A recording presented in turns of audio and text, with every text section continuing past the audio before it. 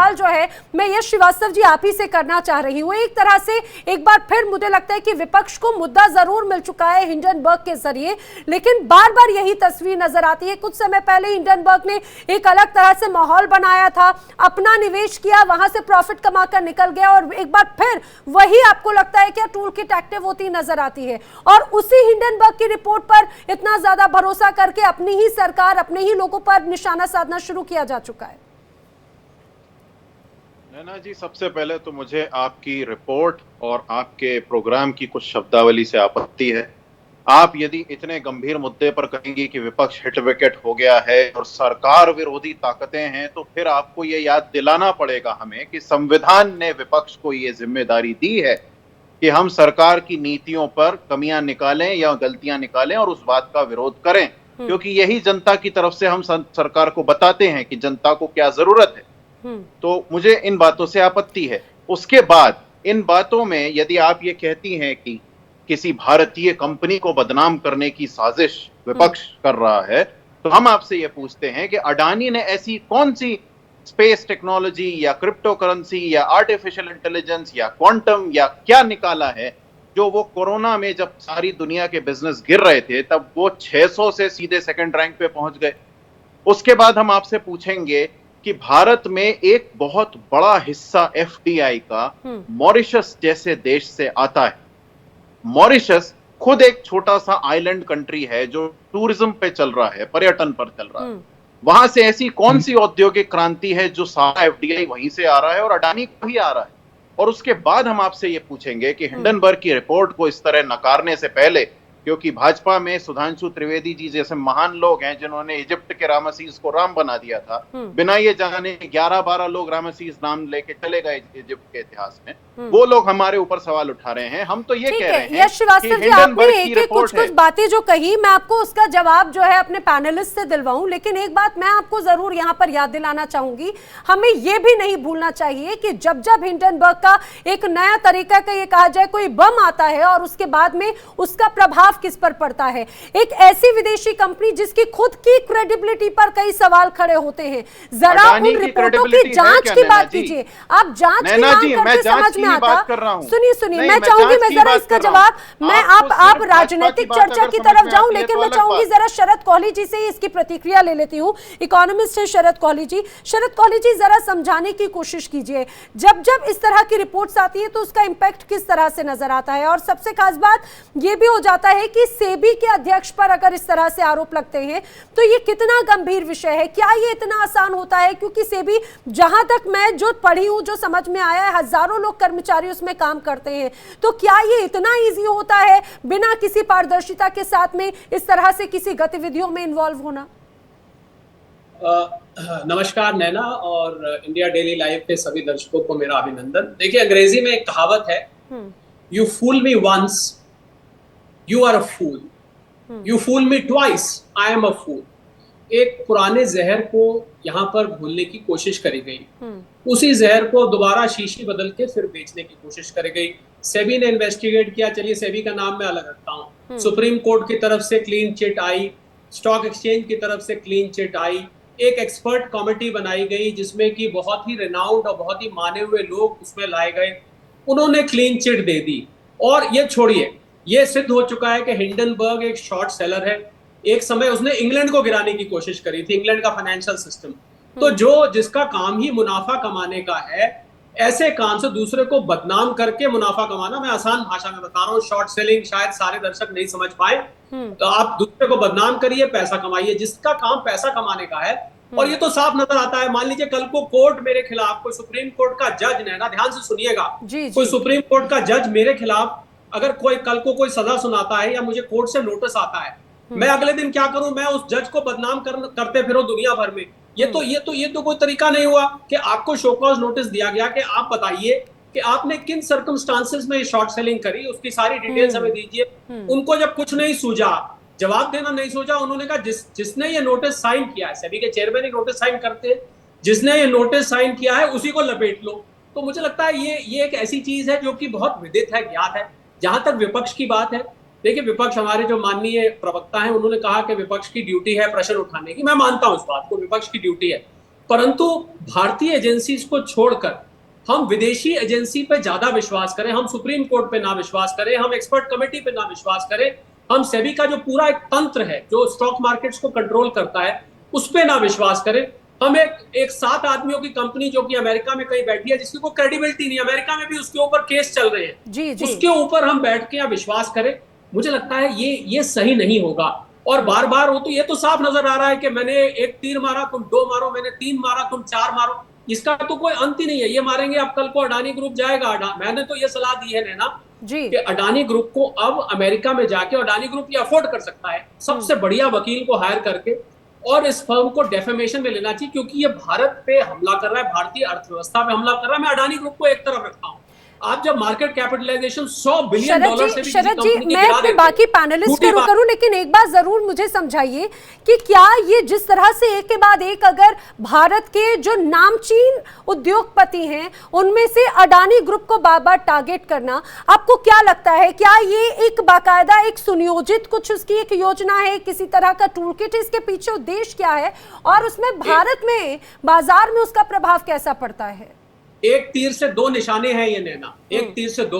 पहला निशाना इससे मुनाफा कमाना, क्योंकि अब मान लीजिए कल सुबह, हालांकि मुझे नहीं लगता कि शेयर मार्केट कल सुबह खोलने पर गिरेगी, पर मान लीजिए थोड़ी बहुत अगर नीचे आती है टेम्परेरी, क्योंकि शेयर मार्केट बहुत सेंसिटिव होती है। एक मुनाफा कमाना, दूसरा भारत को बदनाम करना, भारत के खिलाफ एक नैरेटिव चलाना। विदेश में नैना, मैं बड़ी बात कहने जा रहा हूं, विदेश में ऐसे लोग हैं और ये बात सिद्ध हो चुकी है जो भारत की प्रगति से, भारत की उन्नति से, जिनके अंदर अंग्रेजी में टर्म होता है हार्ट बर्न होता है, उनका दिल जलता है, उनको ईर्ष्या होती है कि ये सपेरों का देश जिसको कहलाता था उनका, वो कहते थे इसको सपेरों का देश, आज ये दुनिया की सबसे तेज बढ़ती हुई अर्थव्यवस्था कैसे हो सकती है, आज ये इकोनॉमिक सुपर पावर कैसे बन सकती है। उनके दिल जलते हैं, वो दिल की जलन ऐसे कामों को करने को उनको मजबूत करती है नैना। इसके पीछे यही कारण है और कोई कारण नहीं। ठीक है, मैं ऋषभ तिवारी जी, यश जी ने बड़ी बातें कही, बड़े आरोप लगाए और आरोप तो उनके, जिस तरह से हमने भी विपक्ष पे सवाल पूछे, यश जी उससे भी नाराज हुए। लेकिन मुझे जरा एक बात बताइए, बार बार विपक्ष जाहिर सी बात है सवाल खड़े करेगा। अगर हिंडनबर्ग की रिपोर्ट आई है, क्रेडिबिलिटी की बात हो जाती है और सेबी अपने आप में एक ऐसी संस्था है, उसके चीफ, उसके अगर प्रतिनिधित्व पर ही ऐसे सवाल खड़े होंगे तो आने वाले वक्त में आखिर क्या किया जाए? क्या इसको लेकर भी सरकार का कोई स्टैंड है? क्या इसको लेकर भी जांच के कोई दायरे की बात की जा रही है? नैना जी, सबसे पहले धन्यवाद चर्चा में आमंत्रित करने के लिए। आवाज आ रही है नैना जी? जी जी जी। देखिए, विपक्ष जो है समय के अनुसार टूल किट का काम करता है, और कभी आंदोलन का टूल किट हो, कभी किसान को लेकर टूल किट हो, कभी सोशल मीडिया को लेकर टूल किट हो, और अब जाके अर्थशास्त्र के फील्ड में आकर कंपनी और कॉर्पोरेट सेक्टर में टूल किट का उपयोग कर रहा है। वो यहाँ बेवकूफ नहीं बैठा है नैना जी। जब सदन सत्र चलता है तो एक नया टूल किट विदेश से कोई कंपनी से लाते हैं और उसका गाथा गाना शुरू कर देते हैं। देखने का विषय यह है कि security exchange board of India, जिसको हम सेबी कहते हैं, उसके रिपोर्ट पे इनको भरोसा नहीं। उनके सोकॉज अगर कोई विदेशी कंपनी को किया गया तो उस पे इनको तकलीफ हो जा रही है, और वही विदेशी कंपनी अगर भारत के लिए कुछ रिपोर्ट बना के देती है तो इनको लगता है वो बिल्कुल सही है। लेकिन यहाँ के बैठे हुए ईडी अगर एक्शन लेती है, सीबीआई एक्शन लेती है, जो भारत की अर्थव्यवस्था से जुड़ी कार्रवाई अगर कहीं होता है तो इनको लगता है राजनीति हो रही है। तो देखने का विषय यह है कि राजनीति यहाँ करता कौन है, पॉइंट 1। दूसरा, बिल्कुल मैं शरद कोहली जी के बात को जोड़ना चाहूंगा। आज पूरा विश्व में भारत कहीं ना कहीं इकोनॉमिक पॉइंट ऑफ व्यू से मजबूत चेहरा बन के निकल रहा है। कुछ दिन पहले उन्होंने बांग्लादेश की रिपोर्ट को, जर्मनी से बैठे इनके टूल किट के सदस्य ने एक रिपोर्ट डाला था कि बांग्लादेश में देखो सारे इजी ऑफ डूइंग बिजनेस के तहत क्या एक माहौल बना हुआ है, किस तरीके से वहां पे सारे लोग इन्वेस्ट करना चाहते हैं। भारत में easy of doing business rate गिरते जा रहा है, लेकिन वो सारी चीजें एक्सपोज होकर निकल कर आई। तो जब देश में रह के मीडिया जब इनको एक्सपोज करता है तो ये खड़ा सवाल मीडिया पे करते हैं। तो बाहर में इन्होंने एक अलग पैनल मीडिया बना रखा है, टूल किट मीडिया, जो खड़े होकर भारत को टारगेट करते हैं। विपक्ष में सबसे ज्यादा अनुभव हमें रहने का हुआ है, लेकिन हमने कभी भी आलोचना करते करते देश का विरोध नहीं किया है, देश की मान सम्मान को ठेस नहीं पहुंचाया है, सैनिकों पे, अपने डॉक्टरों पे, अपने अर्थशास्त्रियों पे लांछन नहीं लगाए हैं। दूसरी बात, इनको दिक्कत होती है अपने अनुसार, इन्हें अंबानी पे सवाल खड़ा करना है, इन्हें अडानी पे सवाल खड़ा करना है। उसी अंबानी के शादी में विपक्ष के गठबंधन के लोग जाके खाना खा के भी आ जाते हैं, वही अडानी राजस्थान में इन्वेस्ट करेंगे तो बाहें फैला के स्वागत कर लेंगे। मकसद ये है कि जब देश में अच्छा काम होगा, अर्थव्यवस्था मजबूत होगा, 5 GDP से 5 ट्रिलियन इकोनॉमिक से 3 ट्रिलियन इकोनॉमिक की बात करेंगे तो कोई पॉजिटिव और कॉर्पोरेटिव सुझाव लेकर नहीं आएंगे। जब इकोनॉमिक वेलफेयर कमेटी की बैठक होती है, जब उस पे जीडीपी से रिलेटेड एक कमेटी में, जिसमें पीएससी की जो कमेटी होती है उसमें हर रूप से हर वर्ग के सांसद आते हैं, उनमें उन्होंने आज तक कोई भी सुझाव नहीं दिया। 18 बैठकें हुई थी नैना जी, मैं आपको बता रहा हूँ। 18 बैठकें में से 2 बैठक में मात्र इनके नेता कुछ कहना चाह रहे हैं आपकी बात पे। नैना जी, सबसे पहले तो निवेदन है, मैंने किसी के बीच में नहीं बोला है, तो बीच में अगर किसी को कुछ लगे तो एकदम से चिंगाड़ना ना चालू करें, मेरी बात पूरी होने दें। मैं यहाँ पर एक अर्थशास्त्र से जुड़े हुए विषय पर चर्चा करने आया हूँ और मैं यहाँ पर पिछले 2 वक्ताओं को घिसे हुए सीरियल की स्क्रिप्ट बोलते हुए सुन रहा हूँ। मैं आपको कुछ बातें बताता हूँ। हमें जो भी शंका है वो बिना ठोस आधार के नहीं है, वो ठोस आधार लेकर खड़ी हुई है। और हम ये पूछ रहे हैं कि 2024 के जून में यदि ये रिपोर्ट आती है कि भारत में आने वाली एफडीआई में मॉरिशस सेकंड बिगेस्ट इन्वेस्टर है, जो कि मैं पूछ रहा हूं कि मॉरिशस जो खुद पर्यटन पर चल रहा है तो वो कहां से आ रहा है।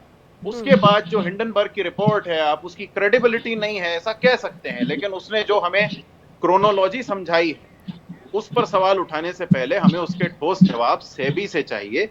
ये भाजपा और आरएसएस के खड़े हुए अर्थशास्त्री और उनसे नहीं चाहिए। हमें एक ये क्या है, नहीं सुननी है, हमें ये सुनना है। नैना जी लैंग्वेज सही करने बोलिए ने, लैंग्वेज सही करने बोलिए ने, लैंग्वेज सही करने बोलिए ने। नहीं नहीं, लैंग्वेज सही है, आपके पास तर्क नहीं है। बदतमीज प्रवक्ता यहाँ नहीं चलेगा, बदतमीजी कहीं और कीजिएगा, कांग्रेस का चैम्बर नहीं है। बदतमीज यस जी यहाँ नहीं चलेगा। शब्दों की मर्यादा के साथ में चर्चा करें, ज्यादा बेहतर होता है। देखिए आप लोग सब सम्माननीय प्रवक्ता हैं, प्लीज। ये सड़क छात्र प्रवक्ता को क्यों बुला लेते हैं? कोई गलत शब्द नहीं बोले हैं मैंने, कोई गलत शब्द नहीं बोले मैंने। इनके पास तर्क नहीं है, ये कूद रहे हैं।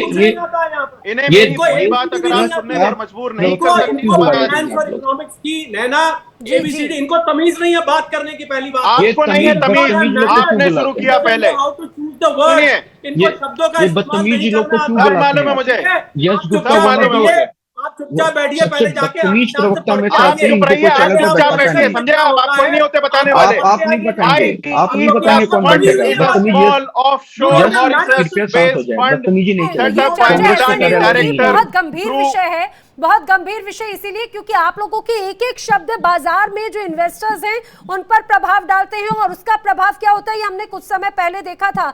वही उसी हिंडनबर्ग की रिपोर्ट के बाद में किस तरह से बाजार धड़ाम हुआ, हजारों निवेशकों के करोड़ों रुपए डूबे, और उसके बाद में क्या हुआ, सुप्रीम कोर्ट ने उसके बाद में उस रिपोर्ट को खारिज किया। इस बात को मानना पड़ेगा यश जी आपको। नैना जी, मैं जो मानने लायक है वो मानूंगा। पहले आप अपने साथी वक्ताओं को कहिए कि सुनना सीखिए। जब ये विपक्ष तमीज से बोलना सीखिए। कर रहे हैं अंकल, आप रुक जाइए। बोलने दिया जाएगा। आप कौन होते रोकने वाले?